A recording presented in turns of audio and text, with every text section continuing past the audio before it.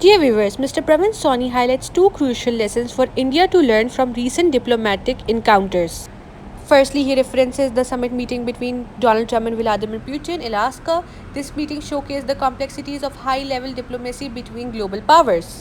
Envoy Steve Witkoff to Moscow, where he interacted with the policy making team there and he also met President Putin. When Witkoff came back, he told President Trump that yes, a deal can be struck with President Putin. And hence, the summit meeting happened in Alaska.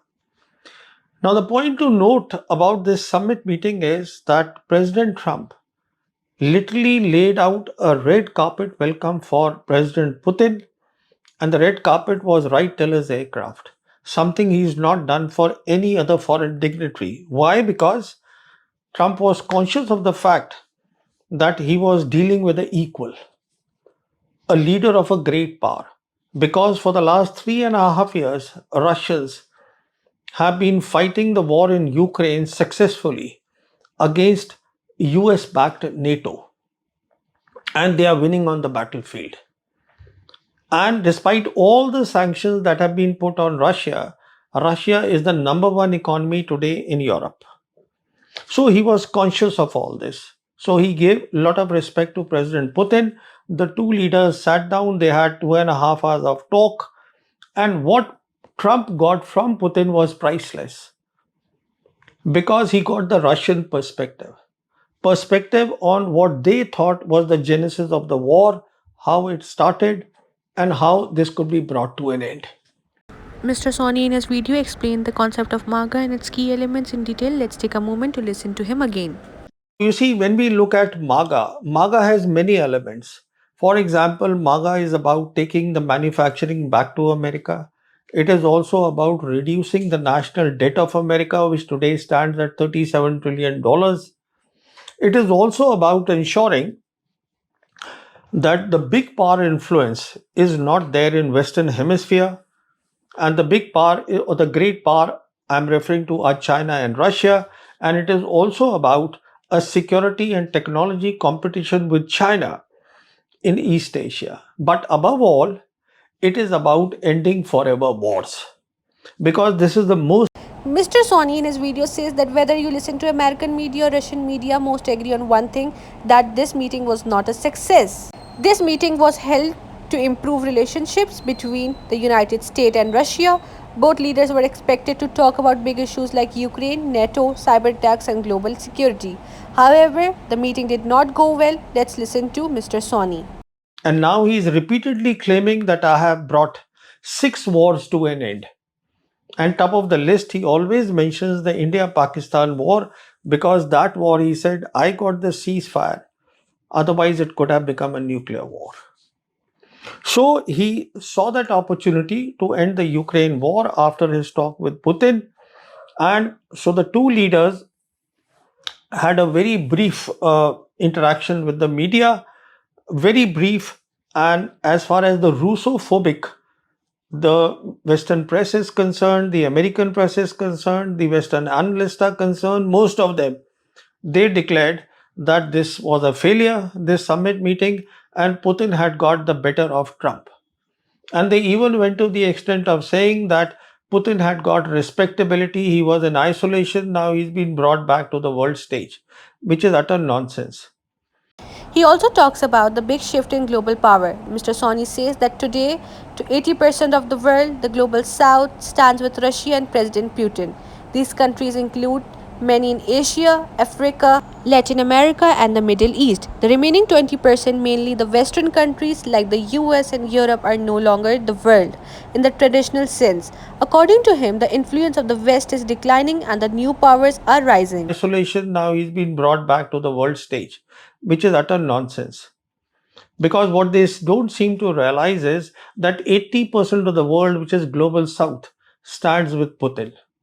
And that 20% that they keep talking about, the Western world, is not really the world any longer. But this is the different story. According to Mr. Pravin Sawhney's observation, EU leaders meeting at the White House seemed intimidated by President Trump, likening them to school children in front of a headmaster. They appeared cautious, avoiding any remarks that might displease him.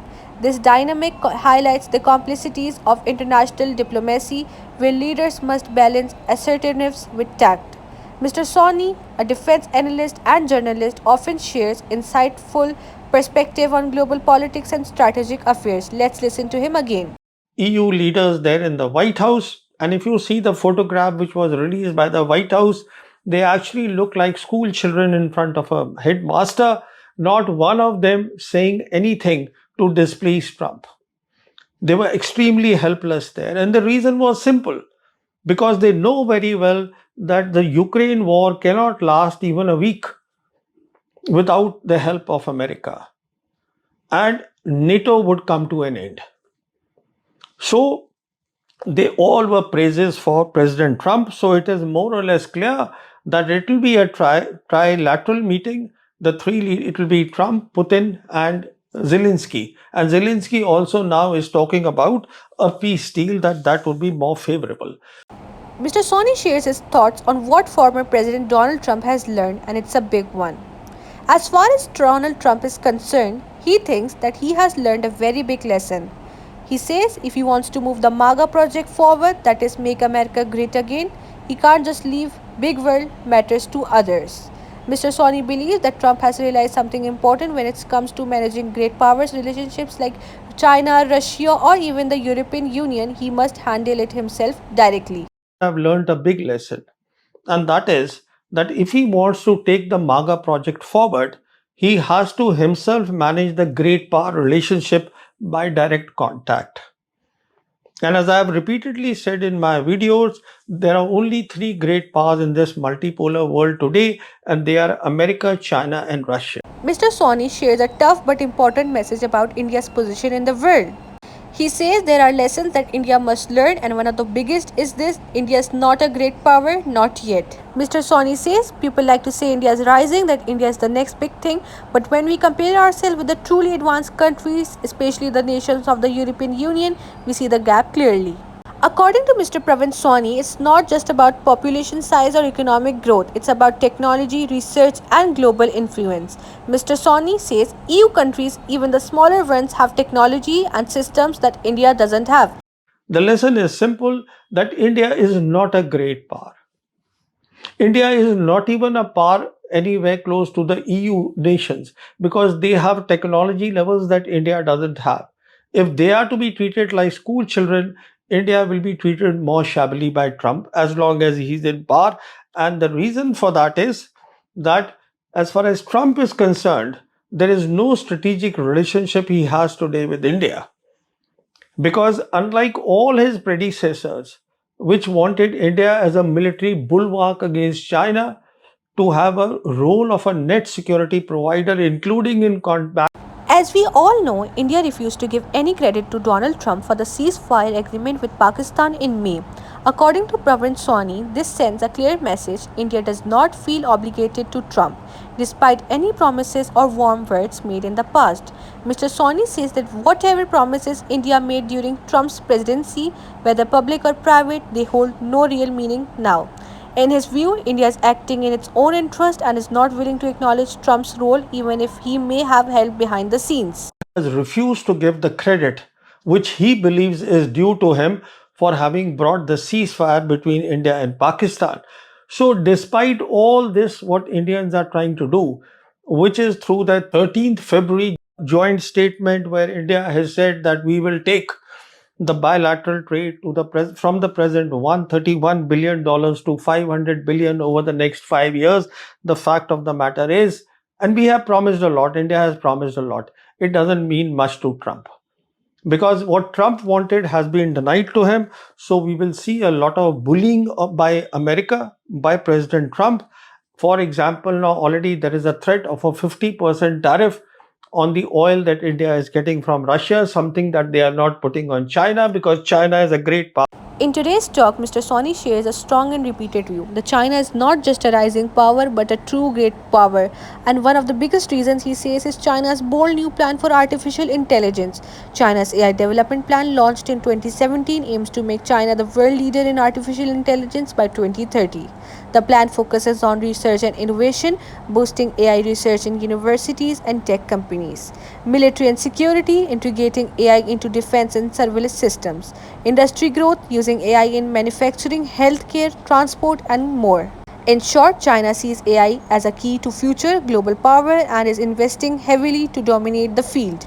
Time is limited is because please understand that China, as a great power, it has what is called a new artificial intelligence development plan. This plan was started in 2017. It will be over in 2030. That means there is just 5 years where China has said in this plan it wants to be a leader in AI in the world, a leader. It is already a leader in green technology, sorry. So it wants to be a leader in big technology as well. And it is very much doable for China. I don't want to go in the details here. So why I'm saying time is less is because a lot of the countries of the global south, including in our neighborhood, they will be on the Chinese technology. من يا زبود زينب سرفاس أحمد كراچي باكستان أنا زينب سرفاس أحمد كراچي باكستان